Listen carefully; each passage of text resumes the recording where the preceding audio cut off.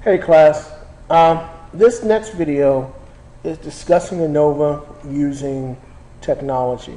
Okay, so specifically we have three groups. Okay, we talked about these three groups before. Let's call them A, B, and C.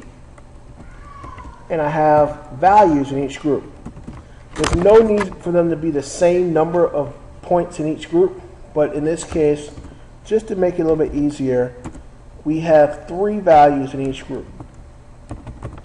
And we could calculate the mean of each group. And what we want to know is if the means of the three groups differ. So that means if any one of them are different than the others, I would find a significant finding. Okay? So here's my data. All right. And here I'm actually using Excel just because it's open on my computer right now. And the way to calculate this is to go to your data analysis toolkit. Okay. You will see an option. In fact, it's the first option on here, it looks like, called ANOVA single factor. Click that. Okay. Our data is grouped in columns. We can leave this dot alone. Okay. You need, in the input range, you need to highlight all groups of your data. So here I have three groups of data, but I only have three values. So I'm going to take this 6 and bring it down to a 4. So what this is doing is looking at this group right here, not 5 and 6. Okay. I do have labels in the first row, so I'm going to leave that checked. And I want to be 0.05 confident, so I'm going to leave that checked. And you see for output range, I click here and say fine, put it here in F1.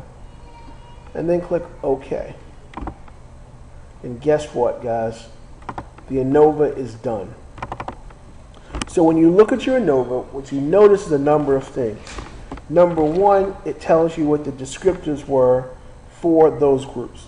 And you looked at the other video, you can look here and see the averages were in fact 8, 9, and 7. And the variances were, in fact, 9, 1, and 1. So this first table here tells you just the main findings you get just for doing the descriptive statistics on each group. Now, this thing here is called an ANOVA table, and no matter which software package you get, they will always set up the exact same way. Okay? So one of the first things you see is this SS. This SS is the sum of squared that we were talking about in the previous video. So what the sum of squared gives you is, yes, I want to keep this and don't show it again. So the sum of squared of between groups, if you remember, is the average of the one minus the overall average squared for all of the groups. Okay?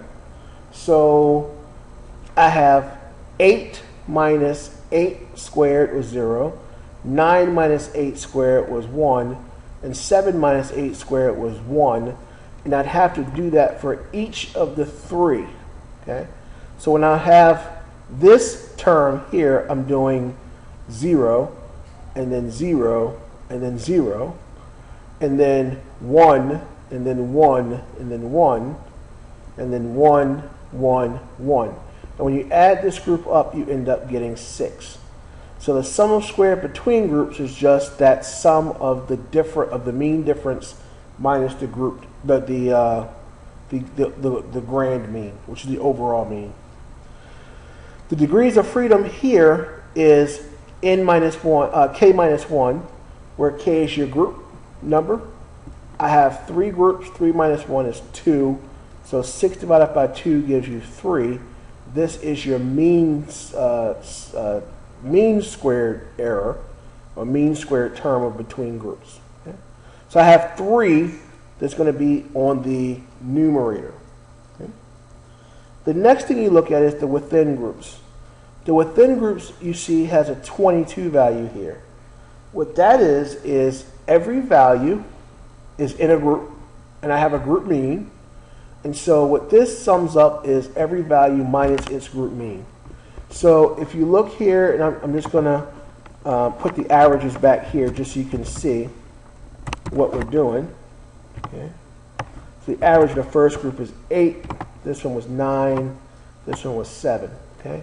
So the within groups does 8 minus 8 squared plus 11 minus 8 squared plus 5 minus 8 squared plus 10 minus 9 squared plus 9 minus 9 squared plus 8 minus 9 squared plus 7 minus 7 squared plus 8 minus 7 squared plus 6 minus 7 squared. And when you do that, you will get 22.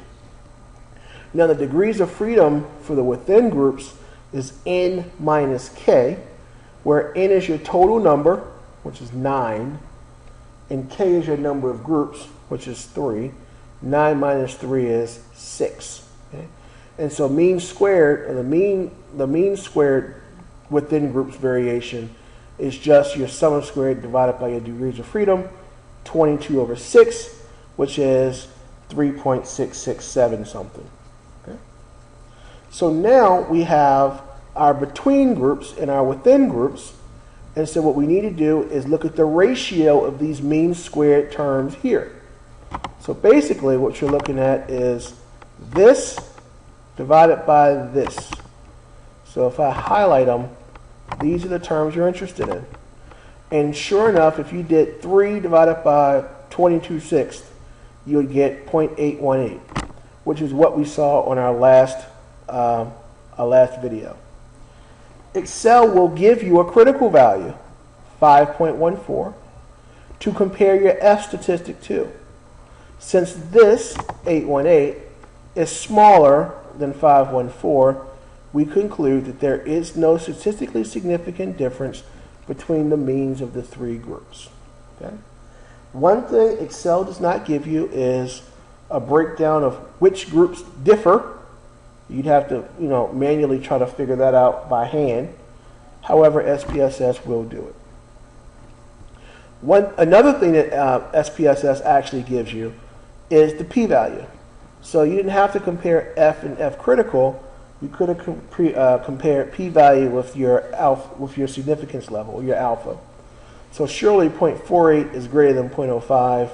So again, we fail to reject your null hypothesis that there is in fact no difference in their means. And this is an ANOVA in a nutshell. Okay?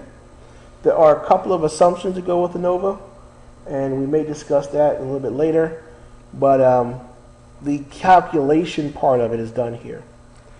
In the next video, before the next video, what I'll do is actually show you question number 6, how you could solve it using Excel.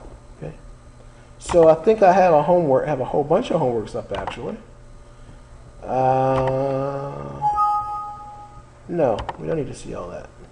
Yes. So this was question number 6. The National Oceanographic Data Center lists water temperatures, blah, blah.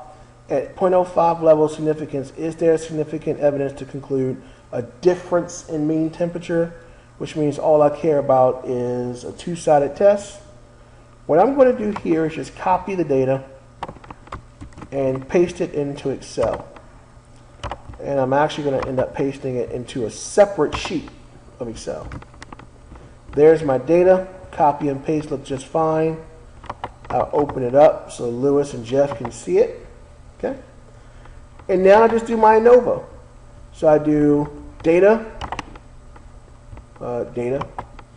analysis, ANOVA single factor. Okay.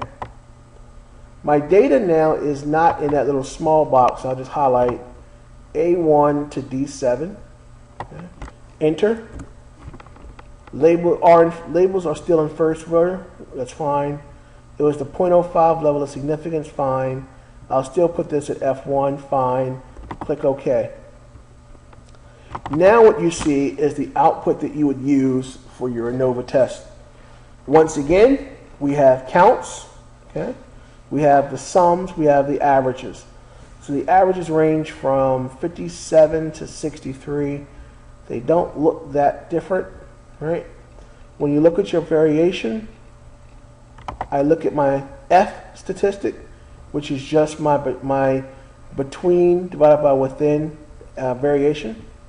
You get an F value of 1.238, and I'm comparing that with a critical value of 3.098, which is in fact the critical value that I would look for with 3 degrees of freedom and 20 degrees of freedom at 0.05. And you'd end up with 3.098. Okay? So the answer to your question for question number 6, which was, is there a difference? Since your F value of 1.24 is less than your critical value of 3.10, we fail to reject the null hypothesis and conclude that there is no difference in the number of seafood or something like that. There is no difference in the water temperatures at the beaches in these different locations. Okay? So that is that. Next video you'll see, we'll talk about doing this with SPSS. See you then.